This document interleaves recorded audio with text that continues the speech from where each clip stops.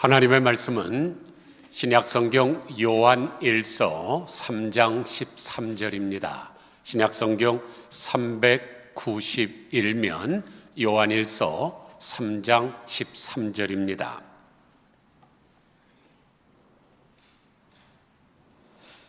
형제들아, 세상이 너희를 미워하여도 이상히 여기지 말라.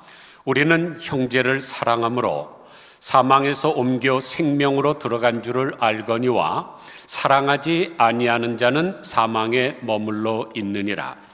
그 형제를 미워하는 자마다 살인하는 자니 살인하는 자마다 영생이 그 속에 거하지 아니하는 것을 너희가 아는 바라. 그가 우리를 위하여 목숨을 버리셨으니 우리가 이로써 사랑을 알고 우리도 형제들을 위하여 목숨을 버리는 것이 마땅하니라. 누가 이 세상의 재물을 가지고 형제의 궁핍함을 보고도 도와줄 마음을 닫으면 하나님의 사랑이 어찌 그 속에 거하겠느냐. 자녀들아, 우리가 말과 혀로만 사랑하지 말고 행함과 진실함으로 하자. 아멘.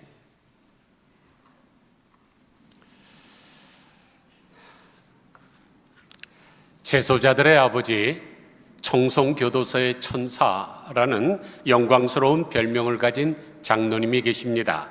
경상북도 청송군에 있는 진복교회의 김순웅 장로님이신데, 밭에 있는 채소들은 농부들의 발자국 소리를 들으며 자라고 감옥에 갇힌 우리 제소자들은 김순웅 장로님의 발자국 소리를 들으면서 신앙이 자란다고 제소자들이 고백할 정도로 김신웅 장로님의 40년 교정 선교는 말 그대로 제소자들을 섬김 그 자체였습니다. 이 김신웅 장로님이 전도한 제소자가 10,000명이 넘는데, 아무리 표독스러운 제소자라 할지라도 장로님을 만나면 순항양처럼 변하는 것을 보면 그분이 제소자들을 얼마나 사랑으로 섬겼는지를 우리가 짐작할 수가 있습니다. 그런데 그분이 일평생 교정 선교에 헌신하게 된 까닭은 한 교도관의 질문 때문이었습니다. 장로님, 성경 말씀에 천국에 가면 마지막 심판대에 선다고 하는데 장로님은 주님께서 줄이고 목마르고 나그네고 헐벗고 병들고 옥에 갇힌 자들에게 무엇을 했냐고 물으시면 어떤 대답을 하실 것입니까? 이 질문에 충격을 받은 이 김신웅 장로님은 그때부터 본업인 이 수의사 일보다도 더 많은 시간을 내서 4개 교도소를 돌면서 제소자들을 만나 위로하고 복음을 전하는 데 주력을 했습니다.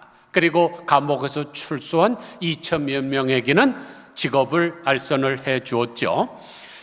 김신웅 장로님을 통해서 신앙을 갖게 된 제자 중에는 지금 목사가 된 사람들도 여러 명 있습니다. 그런 이야기들을 모아놓은 책이 바로 날마다 교도소로 출근하는 수의사인데, 그 책에 나오는 한 부분을 소개하려고 합니다. 일명 한국판 쇼생크의 탈출이라고 불리는 희대의 탈주범이고, 무려 907일 동안 검거되지 않아서 아주 그냥 경찰들이 아주 그냥 약이 올라서 했던 탈주범이 있습니다. 신창원이라는 사람인데 여러분도 분명히 매스컴을 통해서 들어보셨을 것입니다. 그의 탈옥과 도주가 워낙 충격적이었고 거기에 세기절 분위기까지 겹쳐져서 신창원 신드롬이라고 하는 문화현상까지 일어날 정도였습니다. 그런데 지금은 그가 예수님을 영접하고 감옥에서 모범생 생활을 하면서 전도하고 있는데 어떻게 이런 일이 있을 수가 있을까요? 신창원이 탈옥한 지 오래가 되니까 이제 돈이 다 떨어졌습니다. 그래서 이 생활비와 궁핍을 하니까 비가 많이 내리는 어느 날 어떤 외딴 아파트에 침입해서 돈을 훔치려고 들어갔습니다. 아무도 없는 줄 알고 문을 따고 조용히 들어갔는데 들어가 보니까 젊은 여자 혼자가 있었습니다. 지금 이 신창원도 20대의 혈기왕성한 젊은 사람이고 3년 가까이 도주 생활을 하면서 스트레스가 극에 달했는데 젊은 여성을 보니까 욕정이 발동을 해서 칼로 위협을 해갖고 그만 강간을 하고 말았습니다. 그런데 보니까 여자가 처녀입니다. 처녀의 몸을 망가뜨렸다는 죄책감이 밀려왔죠. 그래서 신창원은 그 칼을 그 여자에게 던지면서 그 칼로 나를 찌르라 그랬습니다. 그러나 나는 그럴 수가 없다고 거절을 하죠. 그러면서 대신에 비에 젖은 옷을 벗어달라고 해서 그것을 빨아서 말려서 돌려주고, 또한 3일 동안 굶은 이 신창원에게 음식을 정성껏 마련해서 대접을 했습니다. 그러자 신창원이 더 미안해졌죠. 아가씨, 미안해. 내가 끓어오르는 욕정을 이기지 못해 실수를 하고 말았는데 아가씨한테 평생 씻을 수 없는 죄를 지은 것 같아서 너무 미안해. 내가 되돌릴 수는 없지만 아가씨한테 조금이라도 보상해주고 싶어. 이미 내 얼굴을 보고 눈치챘겠지만 난 경찰이 찾고 있는 탈주범 신창원이야. 지금 당장 경찰서로 가서 내가 여기 있다고 신고해. 그러면 아가씨는 탈주범을 잡은 영웅이 되어 매스컴에도 나올 테고 3천만 원의 현상금도 받을 수 있을 거야. 정말로 내가 도망가지 않고 여기 그대로 있을 테니까 빨리 가서 신고해. 그러면서 그 여자를 밖으로 밀어냈습니다. 그리고는 신창훈이 자기가 말한 대로 약속을 지키기 위해서 소파에 앉아서 기다리고 있었습니다. 그런데 어느 정도 시간이 지나고 삐끄덕하면서 문이 열리는 소리가 들립니다. 아, 드디어 감옥에 다시 갇히는구나 생각을 하고 있는데 바로 그 여자가 다시 들어왔습니다. 아저씨는 내가 신고할 사람 같이 보여요? 도저히 믿을 수 없는 상황이라 신창원은 마지막으로 아가씨가 나한테 해줄 말은 없어? 라고 묻자 그 처녀가 하는 말이 이것입니다. 제 부탁 하나만 들어주시겠어요? 그것이 무엇인데? 아저씨도 나처럼 예수님을 믿으세요. 그 말에 충격을 받은 신창원이 도주 생활을 마감하고 결국 예수님을 영접한 후에 김신웅 장로님을 만났습니다. 김신웅 장로님은 신창원이 비록 탈옥수지만 지금은 범죄자가 아닌 하나님의 자녀로 변화된 삶을 살고 있다고 전하면서 그동안 신창원이 김신웅 장로님과 주고받은 편지들을 보여주었습니다. 신창원의 편지에서 이제 매일 주님과의 사랑과 모습을 잃지 않도록 더 많은 힘을 쏟아야겠다며 지금부터 제 삶은 모든 주님을 대변하는 것이기 때문에 그만큼 조심스럽고 책임이 중하다고 고백을 했습니다. 사랑하는 성도 여러분, 살인범도 순한 양같이 변화되는 것은 감옥이 아닙니다. 체벌도 아니고 격리도 아니죠. 오직 사랑입니다. 그런데 우리 기독교는 바로 그 사랑의 종교입니다. 요한일서 4장 16절을 보면 하나님이 우리를 사랑하시는 사랑을 우리가 알고 믿었노니 하나님은 사랑이시라고 했습니다. 이 만왕의 왕 전능하신 하나님을 설명할 수 있는 단어들이 얼마든지 있습니다. 그런데 성경은 단 한마디로 하나님은 사랑이시다라고 표현하고 있습니다. 왜 그럴까요? 하나님의 사역을 종합해 보면 그 의미를 알 수가 있습니다. 왜 하나님께서 이 만물을 창조하시고 인간을 창조하셨을까요? 왜냐하면 사랑할 대상이 필요했기 때문에 그렇습니다. 사랑할 어떤 대상이 없이 사랑을 나눈다는 얘기는 음식이 없이 먹고 내가 배부르다고 하는 것과 허구입니다. 그래서 하나님께서는 사랑을 쏟아부으실 대상이 필요했기 때문에 만물을 만드시고 그 중에서도 당신의 형상을 따라 인간을 가장 존귀하게 만든 것입니다. 둘째로 하나님께서는 왜 심판하실까요? 여러분이 자녀들이 잘못했을 때 책망하는 것을 생각하시면 알 수 있죠. 여러분이 왜 자녀를 책망합니까? 사랑하기 때문이죠. 옆집 아들이 유리창을 깨든지 담배를 펴도 내가 거기 가서 책망할 이유가 없습니다. 사랑하지 않기 때문에. 그런데 내 자식이 잘못하게 되면 매를 때려서라도 그를 돌아오게 하시죠. 그러므로 인간이 범죄했을 때 심판하시는 것도 하나님께서 인간을 사랑하시기 때문입니다. 하나님은 당신이 사랑하는 대상이 죄에 오염되고 그 가운데서 신음하는 것을 보고 있으실 수가 없어서 사랑이 발동에 걸려서 심판하시는 거죠. 그러므로 심판도 사랑의 증표입니다. 세 번째로 하나님께서 왜 구원하실까요?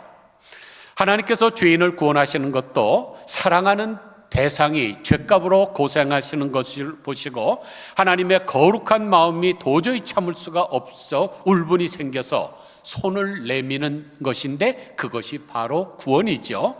그러므로 구원도 사랑입니다. 네 번째로 왜 하나님께서는 천국을 만드셨을까요? 왜냐하면 성도들을 너무나 사랑하시기 때문입니다. 그래서 다시는 눈물도 없고 슬픔도 없고 고통도 없는 곳에서 사랑의 근원이신 하나님과 영원토록 함께 살고자 만드신 신혼방이 바로 천국이죠. 이와 같이 창조, 심판, 구원, 천국 모두가 다 사랑 때문입니다. 그래서 하나님은 사랑이시다라고 할 수밖에 없는 것이죠. 그 자체이십니다. 그러면 그 크신 사랑, 하나님의 사랑을 받은 우리들이 어떻게 살아야 될까요? 당연히 그 사랑을 베풀면서 살아야 되죠. 달이 밤에 태양빛을 받쳐서 반사하는 것처럼 우리는 발광체는 아니지만 반사체입니다. 하나님의 사랑을 받았으면 그것을 다른 사람에게 비춰 나눠줘야 되죠. 이스라엘에 가면 두 개의 호수가 있는데 여러분이 잘 아시는 대로 갈릴리 호수와 사해입니다. 그런데 갈릴리 호수에는 많은 생명체들이 살아 있습니다. 이스라엘에 여러분이 여행을 가면 베드로 고기라는 것을 대접을 합니다. 베드로가 잡았다고 하는 153마리 중에 그런 물고기. 그러니까 거기는 너무너무 물고기들이 많습니다. 그런데 이 사해는 아무런 생명체가 없습니다. 그러면 이상하지 않습니까? 이 갈릴리 호수나 이 사해는 한 줄기입니다. 그러니까 우리나라의 북한강과 남한강이 연결되어 있는 것과 같이 같은 물줄기인데 왜 하나는 그렇게 생명체가 많고 하나는 완전히 썩어서 죽었을까요? 왜냐하면 갈릴리 호수는 헐몬산에서 내려오는 물을 받아서 그것을 요단강을 통해서 사해대가 계속 나눠줍니다. 그런데 사해는 욕심이 많아서 그것을 받기만 하고 주지를 않으니까 고인물이 썩듯이 거기는 생명체가 없는 것이죠. 그러므로 우리는 받은 만큼 나눠줘야 됩니다. 16절 보니까 그가 우리를 위하여 목숨을 버리셨으니 우리가 이로써 사랑을 알고 우리도 형제들을 위하여 목숨을 버리는 것이 마땅하니라. 사실 우리들은 형제를 사랑하는 것조차 쉽지 않은 존재입니다. 어렵습니다.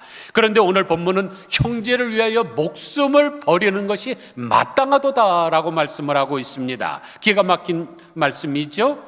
형제를 미워하지 않고 살아도 대단한 것 같은데 도리어 목숨을 버리는 것이 마땅하다고 하십니다. 이 말씀을 하신 사도 요한이 우리의 현실을 너무나 몰라도 모르는 괴리가 큰 말씀을 했다고 생각이 들 정도입니다. 그러나 이 마땅하다는 헬라어 원문을 살펴보면 우리가 어떻게 그렇게까지 사랑할 수 있는지 그 비결이 풀립니다. 왜냐하면 마땅하다는 헬라어로 오페일로메논인데 그것은 빚을 지고 있다, 채무하에 있다, 갚아야 한다는 뜻이기 때문입니다. 사랑하는 성도 여러분, 혹시 지금까지 살아오면서 빚 져보신 적 있습니까? 아주 불량한 사람은 남에게 빚을 짓고도 배째라고 하는 식으로 자빠지지만은 지각과 양심이 있는 사람이라면 내가 이 빚을 어떻게 하면 빨리 갚을까 노력하게 되어 있습니다. 사고 싶은 것도 안 사고 먹고 싶은 것도 안 먹어서 절약해서 빨리빨리 갚는 것이죠. 열왕기하 4장 1절에 보면 선지자의 제자들의 아내 중에 한 여인이 엘리사에게 부르짖어 이르되 당신의 종 나의 남편이 이미 죽었는데 당신의 종이 여호와를 경외하는 줄은 당신이 아시는 바니이다. 이제 빚준 사람이 와서 나의 두 아이를 데려가 그의 종으로 삼고자 하나이다. 신학 공부를 하고 있는 선지자의 생도가 공부를 하고 일을 못해서 돈을 좀 빌렸던 것 같습니다. 그런데 어떤 일로 해서 일찍 죽고 말아요. 그러면 그것으로 끝나야 되지 않습니까? 그런데 어떻게 했어요? 돈을 빌려준 사람이 와서 그 아들들을 노예로 잡아가고 있습니다. 이게 바로 빚진 자의 모습입니다. 빚은 반드시 갚아야 됩니다. 여러분 혹시 지금까지 살아오면서 어떤 빚이라도 졌다면 이 성탄절을 기념해서 반드시 갚으시기를 바랍니다. 로마서 13장 8절에 보면 피차 사랑의 빚 외에는 아무에게든지 아무 빚도 지지 말라고 하셨습니다. 그래서 그 위대한 철학자 소크라테스도 사약을 받아 죽을 때에 제자인 크립톤에게 내가 마리클리피우스에게 닭 한 마리 빚진 것이 있으니 꼭 갚아주기를 바라네 라는 유언을 남기고 죽지 않았습니까? 그런데 우리는 어떤 사람들이에요? 예수 그리스도에게 엄청난 빚을 진 사람들입니다. 만왕의 왕이신 주님께서 나 같은 죄인 살리시기 위해서 당신의 피를 다 쏟으셨기 때문입니다. 그 사랑을 받은 사람은 반드시 사랑의 빚을 그 빚을 갚아야 되는데 그게 바른 인간이죠. 한번 생각해 보세요. 여러분이 10층짜리 높은 빌딩에 올라가서 이렇게 밑을 내려보다가 발을 헛디뎌 갖고 떨어졌다고 생각해 보십시오. 떨어지면서 비명을 지르지만 그것은 죽을 운명입니다. 10층 높이니까요. 그런데 바로 그 순간 지나가던 사람이 비명 소리를 듣고 우열 보다가 자기가 그 사람을 받아줬습니다. 그래서 나는 털끝 하나 다치지 않고 살아났습니다마는 그 받아준 사람은 척추가 함몰하고 무릎이 작살나고 손이 부러졌습니다. 그런데 살아난 내가 그냥 먼지를 탁탁 털면서 땡큐 그러고 지나간다면 그게 인간이겠습니까? 그 사람을 병원으로 데려가서 모든 치료비를 다 내주고 만약 불구가 됐다면 그 사람의 평생 먹을 것을 내가 봉양해야 되는 것이 인간의 모습 아니겠습니까? 그런데 우리가 형제를 위하여 목숨을 버리는 것은 우리의 본성으로는 할 수 있는 일이 아닙니다. 그러나 주님께서 나에게 베풀어 주신 그 사랑의 정도를 안다면 우리가 그것을 실행할 수가 있죠. 형제 때문이 아니라 예수님에게 받은 사랑 때문에 할 수 있는 것입니다. 그래서 16절은 이렇게 말씀합니다. 그가 우리를 위하여 목숨을 버리셨으니 우리가 그 사랑을 알고. 그러므로 여러분이 형제 사랑하는 것이 힘들다면 예수님의 사랑을 생각해 보시기를 바랍니다. 하나님이 나를 사랑하기가 얼마나 힘들었을까? 저놈은 내가 준 모든 명령을 거절하고 내가 싫어하는 것을 골라서 하던 놈들인데 그러나 내가 저를 사랑해서 내 생명을 바치리라. 이것을 깨닫기만 한다면 내 곁에 있는 다른 형제들의 작은 실수 같은 거, 허물들 충분히 덮어줄 수가 있습니다. 그러므로 나 같은 죄인 살리시기 위하여 이 땅에 오신 예수님의 성탄절을 기념하는 이 순간에 우리가 가져야 되는 마음 자세는 나도 다른 사람을 사랑하겠노라. 그리고 할 수만 있다면 생명까지도 바치겠노라고 결심하는 것입니다. 이것이 없이 성탄절을 맞이하는 것은 아무런 의미가 없죠. 왜 성탄절을 맞이하십니까? 제 여동생이 지금 일본에 살고 있는데 일본 사람들 예수 그리스도 믿지 않습니다. 그런데 11월만 되면 벌써 성탄절 장식이 전 국토를 뒤엎고 있습니다. 무슨 의미가 있습니까? 예수 그리스도가 이 땅에 오신 것은 우리를 사랑해서 오셨습니까? 우리는 그 사랑을 또 다른 사람에게 전파해야만 하는 책임이 있습니다. 그런데 우리가 형제를 위하여 목숨을 버리는 것이 마땅하다 그러니까 뭔가 굉장히 거창한 것으로 생각이 되지만 이어서 나오는 말씀을 보면은 작은 구체적이고 실질적인 말씀입니다. 17절을 보세요. 다 같이 큰 소리로 함께 읽겠습니다. 시작. 누가 이 세상에 재물을 가지고 형제의 궁핍함을 보고도 도와줄 마음을 닫으면 하나님의 사랑이 어찌 그 속에 거하겠느냐? 자녀들아, 우리가 말과 혀로만 사랑하지 말고 행함과 진실함으로 하자. 그러니까 목숨을 버리라는 말씀이 나오지만 실질적으로는 형제들을 사랑하라는 말씀으로 연결되고 있습니다. 만일 자기가 지금 재물이 있습니다. 지금 주머니에 보니까 한 200불이 있습니다. 그런데 지나가다 보니까 어떤 노숙자가 배가 고파서 덜덜덜덜 떨고 있는데 그냥 지나가면 하나님의 사랑이 그 사람의 마음에 있습니까? 그 중에 한 11조라도 띄어서 20불짜리 맥도날드라도 사다 주는 것이 도리어 낫겠죠. 물론 말과 혀로도 사랑을 해야 됩니다. 그러나 진정으로 예수님처럼 실질적으로 희생하면서 사랑해야 그것이 진정한 사랑입니다. 그래서 예수님께서 주신 교훈이 바로 선한 사마리아인의 비유죠. 여러분, 사랑은 명사가 아닙니다. 동사입니다.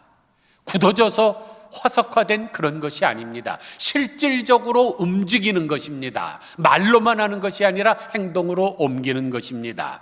그런데 그렇게 하고자 할 때 나에게 적은 희생이 따르기 때문에 어렵기는 하지만 마리아가 300데나리온이라고는 향유 옥합을 깨트린 까닭은 예수님을 사랑하기 때문입니다. 그런 거룩한 낭비, 그런 것은 가치 있는 것입니다. 그런데 진실함으로 하라고 하셨습니다.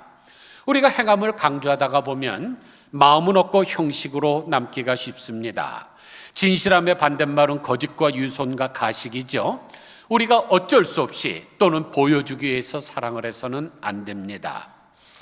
그래서 진실한 사랑에는 상대방과의 관계성이 중요합니다. 우리가 잘 알듯이 마태복음 24장은 종말장입니다. 그리고 바로 이어서 나오는 25장은 심판장입니다. 31절부터 40절을 보면 인자가 자기 영광으로 모든 천사와 함께 올 때에 자기 영광의 보좌에 앉으리니 모든 민족을 그 앞에 모으고 각각 구분하기를 목자가 양과 염소를 구분하는 것 같이 하여 양은 그 오른편에 염소는 왼편에 두리라. 그때 임금이 그 오른편에 있는 자들에게 이르시되 내 아버지께 복받을 자들이여 나와 창세로부터 너희를 위하여 예비된 나라를 상속받으라. 내가 줄일 때에 너희가 먹을 것을 주었고 목마를 때에 마시게 하였고 나그네 되었을 때 영접하였고 헐벗을 때 옷을 입혔고 병들었을 때 돌보았고 옥에 갇혔을 때 와서 보았느니라. 이에 의인들이 대답하여 이르되 주여 우리가 어느 때에 주께서 줄이신 것을 보고 음식을 대접하였으며 목마르신 것을 보고 마시게 하셨나이까? 어느 때에 나그네 되신 것을 보고 영접하였으며 헐벗은 것을 보고 옷 입혔나이까? 어느 때에 병드신 것이나 옥에 갇힌 것을 보고 가서 배웠나이까? 하리니 임금이 대답하여 이르시되 내가 진실로 너희에게 이르노니 너희가 여기 내 형제 중에 지극히 작은 자 하나에게 한 것이 곧 내게 한 것이니라. 바로 이 부분이 하이라이트죠. 내가 진실로 너희에게 이르노니 너희가 여기 내 형제 중에 지극히 작은 자 하나에게 한 것이 곧 내게 한 것이니라. 그러므로 우리는 우리 주변에 있는 작은 사람 한 사람에게도 해야 됩니다. 그러면 그것을 예수님께서 나에게 한 것으로 인정해 주셔서 창세로부터 예비된 하나님의 나라의 복을 충만하게 내려주십니다. 그래서 이사야서 58장 6절에 보면 이렇게 말씀하십니다. 나의 기뻐하는 금식은 흉악의 결박을 풀어주며 멍의 줄을 끌어주며 압제당하는 자를 자유케 하며 모든 멍에를 꺾는 것이 아니겠느냐? 또 줄인 자에게 내 식물을 나눠주며 유리하는 빗물을 내 집에 들이며 벗은 자를 보면 입히며. 이것이 바로 우리 하나님이 기뻐하시는 금식입니다. 어떤 사람이 금식한다고 그냥 오만 가지 인상을 쓰면서 배고픈데도 참는 것은 그건 다이어트지 금식이 아닙니다. 우리 하나님이 기뻐하시는 금식은 줄인 자를 입히고 또 유리하는 빈민을 내 집에 들이며 벗은 자에게 옷을 입히고 줄인 자에게 식물을 나눠주는 것입니다. 이게 바로 하나님이 기뻐하시는 금식이죠. 그런데 기뻐하시는 것으로 끝나지가 않습니다. 바로 이어서 나오는 축복의 말씀이 무엇입니까? 그리하면 내 빛이 아침같이 비칠 것이며 내 치료가 급속할 것이라. 내 인생이 찬란하게 될 것이라는 말씀입니다. 그리고 네가 병에 걸렸으면 내 치료가 급속히 이루어지겠다. 그런데 그것만이 아니죠. 이어서 9절에 보니까 내가 부를 때에는 나 여호와가 응답하겠고 내가 부르짖을 때에는 말하기를 내가 여기 있다 하리라 그랬습니다. 바로 우리가 기도하는 것, 하나님 앞에 간구하는 모든 것을 응답해 주시겠다고 약속하시는 말씀입니다. 오늘 본문에도 형제를 사랑할 때 주시는 복들이 열거되어 있는데 14절 보세요. 우리는 형제를 사랑함으로 사망에서 옮겨 생명으로 들어간 줄을 알거니와 사랑하지 아니하는 자는 사망에 머물러 있느니라. 우리가 누군가를 마음으로 사랑하고 영접하면 사망의 그물에서 빠져나와 생명으로 옮겨지는 감격과 자유함을 맛보게 됩니다. 이 사랑의 힘이 이렇게 큰 것이죠. 또 19절에서 24절 보세요. 이로써 우리가 진리에 속한 줄을 알고 또 우리 마음을 주 앞에서 굳세게 하리니 이는 우리 마음이 혹 우리를 책망할 것이 일이 있어도 하나님은 우리 마음보다 크시고 모든 것을 아시기 때문이라. 사랑하는 자들아, 만일 우리 마음이 우리를 책망할 것이 없으면 하나님 앞에 담대함을 얻고 무엇이든지 구하는 바를 그에게서 받나니, 이는 우리가 그의 계명을 지키고 그 앞에서 기뻐하시는 것을 행함이라. 그의 계명은 이것이니 곧 그 아들 예수 그리스도의 이름을 믿고 그가 우리에게 주신 계명대로 서로 사랑할 것이니라. 그의 계명을 지키는 자는 주 안에 거하고 주는 그의 안에 거하시나니, 우리에게 주신 성령으로 말미암아 그가 우리 안에 거하시는 줄을 우리가 아느니라. 이 결론을 5가지로 종합하면, 첫째, 사망에서 옮겨 생명으로 들어가고, 둘째, 우리가 진리에 속한 줄을 알게 되고, 셋째, 우리 마음이 주 앞에서 담대함을 얻게 되고, 넷째, 무엇이든지 기도하는 바를 응답받는 복을 누리게 되고, 다섯째, 성령으로 말미암아 그리스도와 연합하는 삶을 살 수 있습니다. 이게 바로 오복이지요. 무슨 눈이 좋은 게 오복이다, 뭐가 오복이다, 다 쓸데없는 거잖아요. 진정한 오복에는 그 눈이 좋다는 말도 원래부터 없습니다. 사람들이 자꾸만 갖다 붙이는 거죠. 진정한 복은 바로 하나님이 주시는 5가지 복. 언제 이것을 얻을 수 있다고요? 우리가 형제를 사랑하면. 아무쪼록 우리를 살리시기 위하여 이 땅에 와서 생명을 바쳐주신 예수 그리스도의 사랑을 받은 사람들로서 마땅히 빈 짓을 갚되 말과 혀로만 사랑하지 말고 행함과 진실함으로 사랑하는 우리 모두가 다 되시기를 주님의 이름으로 간절히 축원드립니다. 기도하겠습니다. 하나님 아버지, 기쁘다 구주 오셨다, 우리가 찬양을 불렀습니다. 그리고 우리 마음에도 또 기쁨이 있습니다.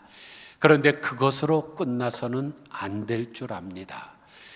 만약 달이 태양의 빛을 발하지 않는다면 암흑세계가 되는 것처럼 하나님의 사랑의 빛을 우리가 반사하지 않는다면 이 세상은 점점 더 어둡고 황폐해진 암흑의 세계로 빠져들어갈 수밖에 없습니다. 이 김신웅 장로님처럼 또 이름 없는 부지간에 강간을 당했지만은 하나님의 사랑을 전함으로 말미암아 변화시켰던 그 여인처럼 우리가 정말로 하나님의 사랑을 실천을 해야 되겠습니다. 말과 혀로만 하지 말게 하시고 행함과 진실함으로 하게 하여 주시옵소서. 그리할 때 하나님께서 우리에게 주시는 오복을 누리게 하옵소서. 사망에서 옮겨 생명으로 들어가게 하시고, 우리로 하여금 진리에 속한 줄을 알게 하시고, 하나님 앞에 구한 모든 것을 응답받는 복을 누리게 하시고, 하나님 앞에 담대함을 얻게 하시고, 성령으로 말미암아 그리스도와 연합된 삶을 살게 하여 주시옵소서.